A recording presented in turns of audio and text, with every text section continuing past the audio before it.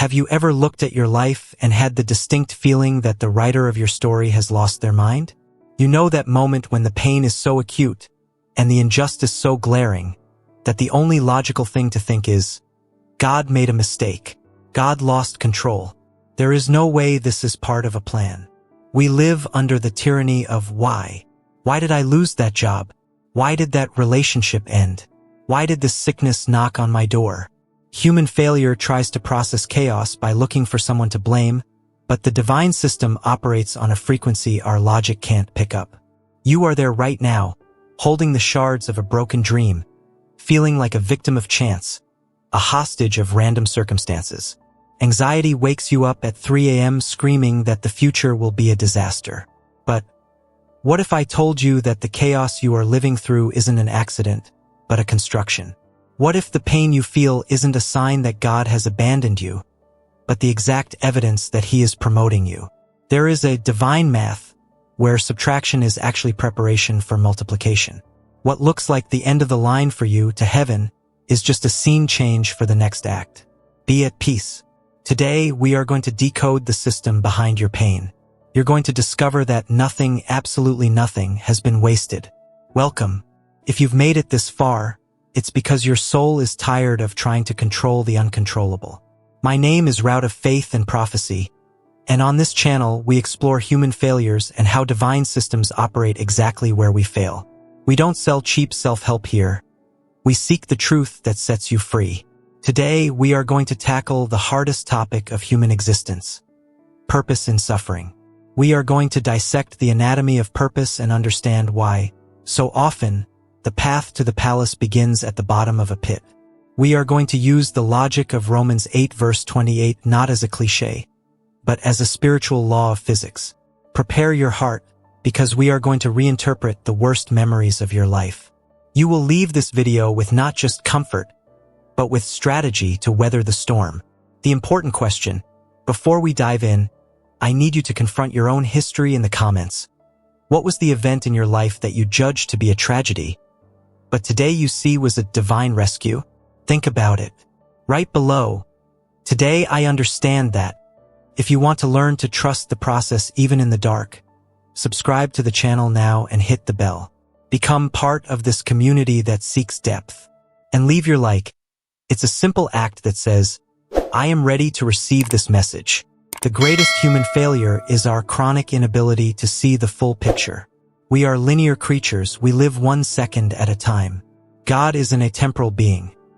He sees the beginning and the end in the same instant. Imagine you are looking at a magnificent Persian tapestry, but you are looking at it from the backside. What do you see? Knots, loose threads, colors that make no sense, abrupt cuts, chaos. There is no beauty on the back, only confusion. This is your view of your life today. You look at the betrayal you suffered, the layoff, the grief, and you see only ugly knots. You say, this is wrong. These colors don't match. But the premise of purpose is that there is a weaver working on the other side.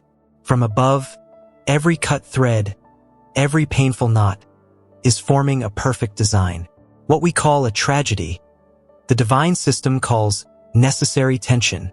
Without the tension on the thread, the fabric doesn't hold. The peace I propose to you today isn't the peace of the absence of problems. That's delusion. It is the peace of perspective. It is the peace of knowing that the backside is not the final product. Often, your anxiety comes from the arrogance of thinking you know what is good for you. We cry because we lost the job we loved, not knowing that environment was making us sick and keeping us from our destiny. We despair because that relationship ended, not knowing that person would be the anchor that would sink our future. The Bible says in Isaiah 55, "My thoughts are not your thoughts." God's system operates in the economy of eternity. He is willing to sacrifice your momentary comfort to guarantee your eternal character. Understand this: chaos is the raw material of creation. In Genesis, the earth was formless and void, and there was darkness. It was in that scenario that the Spirit moved. If your life is chaos, formless, and you are in the dark, rejoice. You are in the perfect setting for God to create something new. Purpose is not a straight line. It is a designed labyrinth. What looks like a dead end is just a sharp turn. Be at peace. The knot you see today is the anchor point for tomorrow's glory. You aren't seeing the mess. You are seeing the construction. No one lives in a house that is currently under construction. It's dirty, noisy, and dangerous. But wait for the grand opening. Here we enter the greatest conflict of the human mind regarding pain, the search for a culprit. Whenever something goes wrong in our lives, a sickness, a bankruptcy, a rebellious child, our human failure activates courtroom mode. We ask, where did I go wrong? Is this a punishment? Is this a generational curse? There is a crucial scene in the Gospel of John, chapter 9, that dismantles this cruel logic. Jesus and the disciples pass by a man blind from birth, a living tragedy. He never saw the sunlight, his mother's face, or the colors of creation. The disciples, stuck in the human logic of cause and effect, ask Jesus, "Rabbi, who sinned, this man or his parents, that he was born blind?" Look at the brutality of that question. They are facing atrocious suffering, and their only concern is finding the defendant. They wanted a theological justification for someone else's pain. That is what we do. Did I lose my job because I didn't tithe? Did I get sick because I held a grudge? We try to find logic in chaos through guilt. But Jesus' answer in verse 3 breaks the religious system and inaugurates the system of grace. Jesus answered, "Neither this man nor his parents sinned, but this happened so that the works of God might be displayed in him." Stop and breathe that in. Jesus is saying that sometimes your darkness is not the fruit of your sin, but the stage for glory. That man's blindness wasn't a file of errors from the past. It was a blank canvas for the future. Often, the hole you are in wasn't dug by your iniquity, but prepared by divine sovereignty so that, right there, a miracle could happen that wouldn't fit on the surface. The fall, or the lack, blindness, is not necessarily a punishment. In God's system, the lack is the opportunity. Where there is surplus health, there is no room for the miracle of healing. Where there is surplus money, there is no room for the miracle of provision.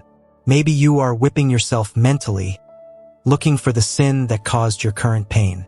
Be at peace. Jesus is looking at your blindness today and saying, "No one is guilty here. This is just the necessary setting for me to show who I am in his life." If that man was born blind so that the works of God might be displayed, this leads us to a disturbing conclusion about time. He waited his entire life for this moment. Years of darkness, years of dependence, years of hearing people debate if he was cursed. Why did God wait so long? Why didn't the work manifest when he was a child? Here we enter the waiting room. Divine purpose does not follow the human stopwatch. For us, the blindness was a delay, a manufacturing defect. For the divine system, the blindness was a maturation process. Think of analog photography. For the image, the work, to appear, the film needs to spend time in the darkroom, submerged in acidic chemicals. If you open the door and let the light in too soon, you ruin the exposure. You destroy the image. That man lived in the dark so that, upon meeting the light of the world, the contrast would be undeniable. The magnitude of the miracle is proportional to the depth of the problem. If you have been waiting a long time, if your wilderness seems endless, understand. God is not late. He is perfecting the revelation. Jesus' answer in John 9 teaches us that suffering is not a vacuum where God is absent. Suffering is the antechamber where God is preparing the robes of glory. God's work isn't just the end, the healing. It is also the sustenance during the middle. That man survived blindness. That was already God. You survived until now. You didn't quit, even seeing nothing, even in the dark, even groping your way through. That is God sustaining you for the day of manifestation. Do not confuse the silence of God with the absence of God. In the silence, he is working backstage, setting the scene so that when the curtain opens, no one will doubt that he was the one who did it. While the disciples asked, "Why was he born blind?" Looking back, seeking the cause, Jesus answered by pointing to the what for, looking forward, seeking the purpose. This change of preposition changes your life. Human failure gets stuck in the rearview mirror. Why me? Why now? Why this? The divine system focuses on the windshield. What is this for? What will this generate? Who will this save? When Jesus says neither he nor his parents sinned, he frees that man and you from the crushing weight of karma. You don't need to carry the guilt of your depression as if it were a divine punishment. You don't need to carry grief as if it were a lack of faith. There are pains that are pedagogical, to teach, and there are pains that are doxological, they exist for glory, doxa. Your current pain is a tool. Look at the story of Joseph again, now through the lens of John 9. Joseph didn't go to the pit because he sinned. He went to the pit so that the work of God might be displayed in saving the lives of all Egypt. The momentary blindness of your financial life, the blindness of your sentimental life, all of this has a final address. Glory. Be at peace. Stop digging up the past looking for skeletons. Accept what Jesus said. This isn't about what you did wrong. This is about what I am going to do right and extraordinarily through you. When you understand that your struggle is God's construction site, the anxiety decreases. You stop being the victim of fate and become the participant in the miracle.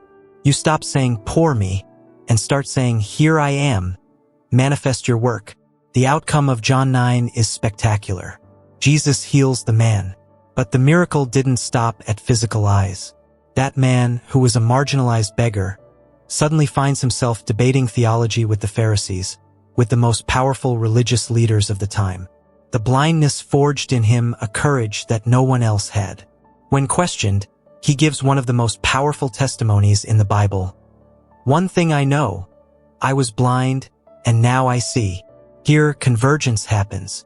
All the pain of the years of darkness converged into that public testimony. If he hadn't been born blind, no one would have noticed his sight. Your pain is God's megaphone. It is precisely in the area where life beat you down the most that you will have the most authority to speak. Everything is purpose. The blindness wasn't a wrong turn. It was part of the path. The betrayal wasn't an accident. It was the transport. Jesus, by spitting on the ground and making mud to heal the blind man, shows us that he uses even the dirt, soil plus spit, to create vision. God is going to use the dirt they threw on you, the mud you walked through, to open the eyes of other people. The final purpose isn't just your relief. It is the revelation of God to the world through your scar. People will look at your restoration and ask, isn't this the one who used to beg? Isn't this the one who was bankrupt? Depressed? And you will say, yes, it's me. Neither I sinned nor my parents. But God chose my broken life to show that he can fix anything. Be at peace. The end of your story won't be blindness. The end will be vision, and a vision so clear it will illuminate everyone around you. We started this video talking about chaos, and I want to finish talking about peace. But not the peace the world sells, which depends on everything going right. I speak of the peace of John 9 and Genesis 50. The peace of knowing that, even in the dark, the screenwriter hasn't lost the pen. Maybe you don't have the healing of your eyes yet.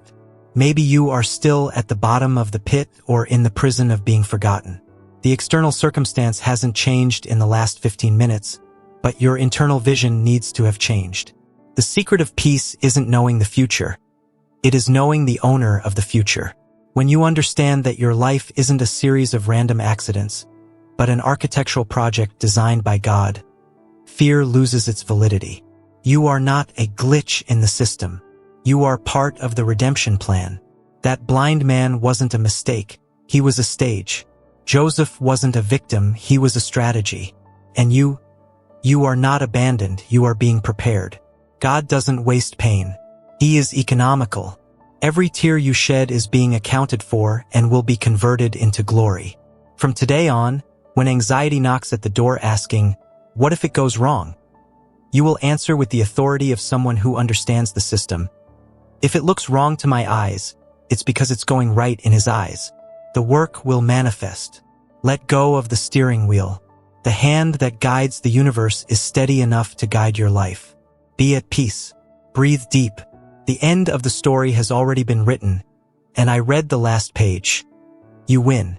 If this shift in perspective made sense to your spirit, I have an invitation. This channel isn't just about videos. It's about building a mindset that can withstand the weight of life. If you want to stop being held hostage by your emotions and start understanding God's systems, your place is here. Click the subscribe button now. Don't put it off. Hit the bell so YouTube notifies you whenever we bring a new revelation. And to seal what we learned today, I want you to make a prophetic declaration about your own life in the comments. Let's not focus on the pain. Let's focus on the purpose. Write this: my life is a stage for the glory of God. By writing this, you are telling the spiritual world that victimization is over and purpose has begun. Leave your like if you received this piece. Stay with God, trust the process, and remember, the screenwriter is good. Until next time,